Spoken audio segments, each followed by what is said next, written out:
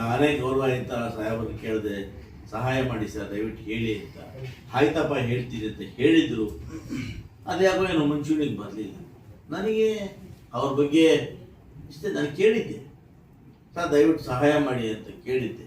ವಿಧಾನಸೌಧದಲ್ಲಿ ಅವ್ರ ಚೇಂಬರಲ್ಲೂ ಕೇಳಿದ್ದೆ, ಡೆಲ್ಲಿಯಲ್ಲಿ ಸಿದ್ದಾಗಲೂ ಕೇಳಿದ್ದೆ ನಾನು. ಅವರು ಆಯ್ತಪ್ಪ ಹೇಳ್ತೀನಿ ನಮ್ಮ ಹತ್ರ ಹೇಳಿದ್ರು ಇಲ್ಲೋ ನನಗೆ ಗೊತ್ತಿಲ್ಲ. ನೋಡಿ, ಅವರು ಮುತುವರ್ಜಿ ವಹಿಸಿದ ಅರ್ಥ ಏನು?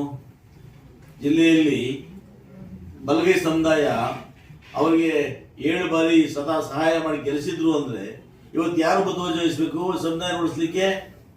ಅವ್ರ ಸಮುದಾಯ ಉಳಿಸಿ ಮುಂದೆ ಬಂದಿಲ್ಲ ಅಂದ್ರೆ ಬಹುಶಃ ಇಲ್ಲೋ ಹಿಂದ್ಗಡೆಯಿಂದ ಅವ್ರು ತೊಂದರೆ ಮಾಡ್ತಾ ಇದ್ದ ಅರ್ಥ. ಸರಿ, ಇದು ಮೊದಲಿಂದ ಕೂಡ ಇದ್ದಿದ್ದೆ ಅಲ್ವಾ? ಸರಿ ನೋಡಿ, ನಮಗೆ ನಿನ್ನೆ ಕೂಡ ಮಾತಾಡಿದ್ರೆ ಪದೇ ಹೇಳೋದು ಬೇಡ. ಅಲ್ಲ ಸರ್, ಅವ್ರ ಹಳಿಯ ಟಿಕೆಟ್ ನಾನು ತಪ್ಪಿಸ್ಲಿಲ್ಲ.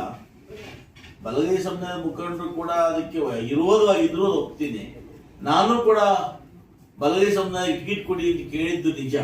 ಆದರೆ ನನ್ನ ಧರ್ಮ ಕೂಡ ಇವತ್ತು ಕೂಡ ನಾನು ಅವರು ಹೇಗೆ ಎಡಗೈ ಸಮುದಾಯದ ಪರವಾಗಿ ಎಲ್ಲ ವಿಚಾರ ನಿಂತುಕೊಳ್ತಾರೆ, ನಾನು ಕೂಡ 2 ಜಿಲ್ಲೆಯಲ್ಲಿ ಬಹುಸಂಖ್ಯಾತ ಬಲಗೈ ಸಮುದಾಯ ಇದೆ, ಅವ್ರ ಪರವಾಗಿ ನಾವು ನಿಲ್ಬೇಕಲ್ಲ.